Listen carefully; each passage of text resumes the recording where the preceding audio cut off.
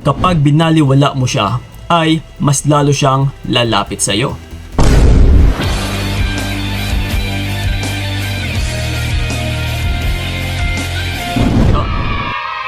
Here is the context, no? Or here is why. Kung bakit nga ba na the more na binabaliwala mo yung isang tao or yung partner mo is mas lalo pang lalapit sa'yo. Kasi yung iba dyan is natatakot talaga na babalawalain yung mga partner nila na lumalayo sa kanila, nagloloko, or nang e-echapwera. Kasi nga, dahil din sa rason nila na, Kuya Kiko, kapag binaliwala ko siya, baka mas lalo niya na akong tatalikuran. Baka mas lalo na siyang lalayo pa sa akin. Baka tuluyan pa siyang mawala ng husto sa akin. Yes, that's why natatakot silang mambabaliwala. So, pag-usapan natin ngayon yung logic. Una nga sa lahat, kung babalik na rin natin, no, hihimay-himayin muna natin para maintindihan or maunawaan nyo ng husto na bakit ganun ka-effective. Na the more na inaatrasan mo yung isang tao is mas lalo siyang lumalapit. No, so ito yung pag-usapan natin. So, una nga sa lahat, no, babalik na rin natin na kung sa'yo ito mangyari, gusto mo bang mababaliwala? Siyempre, hindi. So ngayon, dahil kapag binabaliwala ka at saka ayaw mo na mababaliwala is manghahagilap ka ngayon ng validation sa pamamagitan na kailangan mo siyang tanungin, kailangan mo siyang habulin. Kasi maaapakan yung ego mo eh. Uy, bakit kaya niya ako tinatalikuran? Bakit niya kaya ako binabaliwala? Diba? So, yun ang magiging cause and effect kapag binabaliwala ka rin ng tao.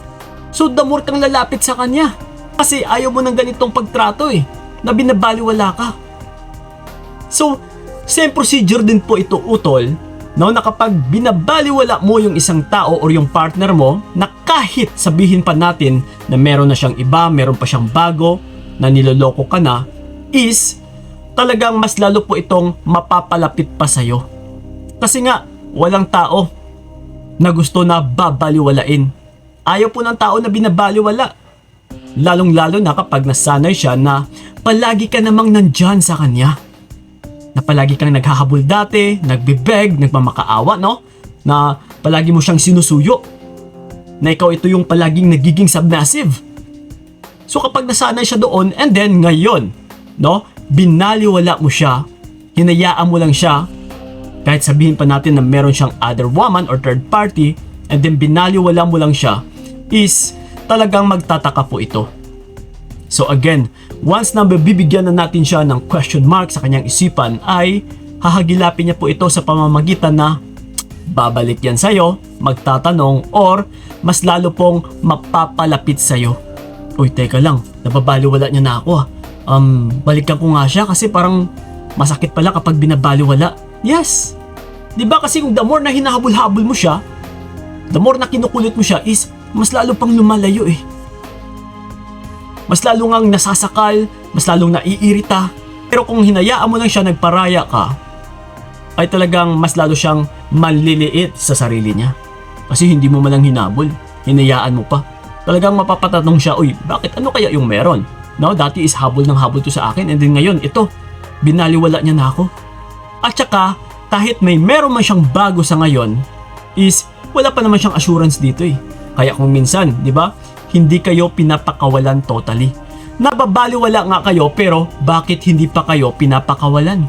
Kasi nga, ginagawa kayong reserba. Kasi wala pa siyang assurance dito sa bago niya eh. So ngayon, hahawak-hawakan ka muna niya. Hoy, dito ka lang muna. No, wag mo kong iiwan kasi hindi pa ako sure dito sa bago ko. Kulang na lang talaga ay sasabihin niya yun sa'yo. Pero ito po yung katotohanan talaga. Na hindi ka muna pinapakawalan. So ikaw naman na hindi pinapakawalan is nahihirapan. Kasi mas pinapriority niya ngayon yung bago niya. And ikaw ay nababaliwala. So habang nandyan ka utol, talagang mababaliwala ka ng lalaki. Pero hindi ka papakawalan. And then mag-e-enjoy siya dito sa bago niya, magpapaka-happy siya. So, kampanteng-kampante. Na ibig sabihin, na kahit may partner na siya na bago, at the same time is meron pa siyang reserba. Oh. So gusto mo ba yun? Syempre hindi. So kung ayaw mo is, kailangan mong gawin na umatras. Kailangan mo siyang baliwalain. Uy, hindi pwede to. na mayroon siyang reserba. So kailangan mong dumistansya, tanggalin mo yung presensya mo sa taong ito para makakaramdam din siya ng takot. Na, uy, teka lang, yung reserba ko nawala ah. And then dito ngayon sa bago ko, hindi pa ako sigurado. So ngayon, kung sumablay man ako sa bago ko, is ako pa ngayon yung mawalan. Yes, kaya ito ngayon, no? Maaari na mas malaki yung chance na babaliwalain niya ito ngayon yung bago niya at saka babalik po yan sa'yo. Pero padahan-dahan po yan, utol. No, kung minsan is kapag ramdam niya na binabaliwala mo na siya, ito na, lalapit siya. Kukunin ka muna niya. No? Palambutin niya muna yung puso mo. And then once na bumigay ka, is ito na naman, babalik na naman siya dito sa bago niya. Pero kapag tuluyan ka talagang mawala, ay tiyak, utol. No? Mas lalo niyang e-echopera yung bago niya. And then ito na, habol naman siya ng habol na sa'yo. Na ikaw na talaga ito yung bibigyan niya ng oras kasi sigurado ka na kilalang kilala ka na niya Tumagal na kayo at saka ikaw yung una. May assurance na siya, kumbaga. Sigurado na siya sa'yo compare dito sa bago niya.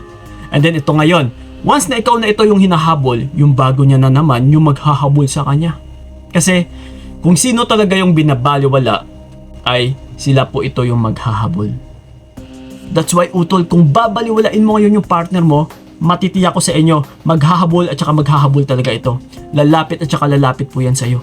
So ayaw mo ba ng ganito? Na siya pa mismo yung lumalapit? Kesa habol ng habol ka dyan, mas lalo ka lang mababaliwala. Kabalik na rin po kasi yung resulta Na yung buong akala kasi natin, the more na masyado tayong lumalapit, masyado nating hinahabol, is mas lalo din silang babalik. No, mas lalo palang lalayo. No? Reverse psychology. Na kapag mas lalo nating pinapakita na mahal natin yung tao, ay mas lalo ka palang mababaliwala. Pero kung subukan mo, nabibigyan mo siya ng challenge, yung tipong kailangan niya ring buksan yung diwa niya na mararamdaman niya talaga na, uy, mahal ko pala yung tao na ito. Kasi kailangan kong mag-effort.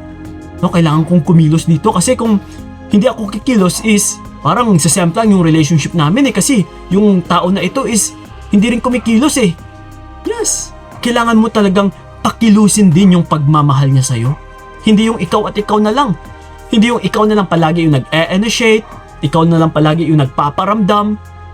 No, wala nang ka-challenge dyan, utol. Mas lalo ka talagang mababaliwala. Pero kung hahayaan mo lang siya, na dapat syempre mag-initiate din siya para kikilos siya. The more na meron po siyang initiation is mas lalo po itong na-challenge. So mas magugustuhan po ito ng tao. Yes, na kung napapansin ninyo, the more talaga na ikaw ito yung palaging nagpaparamdam ng pagmamahal sa kanya, is nababaliwala kayo, di ba? Pero subukan mo, bigyan mo siya ng challenge. Hayaan mo siya na mag-initiate, na ipadama niya sa'yo yung pagmamahal. Yung tipong, ikaw dapat dito yung wini-win back Na ikaw dapat dito yung iniingatan hindi yung siya. Kapag ganito, utol, kapag may challenge ay, yes, mas lalo po itong magugustuhan ng partner mo. So that's why, huwag na huwag po kayong matakot na babaliwalain yung taong nang babaliwala din sa inyo. Kasi once na magawa mo ito sa tama, utol, sigurado, siya at siya po kusa na lalapit para sa'yo. Okay? So yun po mga utol, and then sa mga gusto akong makausap one-on-one, PM nyo po kami sa aming FB page na Payong Kaibigan ni Kiko. And then sa may mga katanungan man about sa topic na ito, you can leave a comment lang dyan sa ilalim and sasagutin namin yan. Lalong-lalo na sa aming YouTube channel. Okay?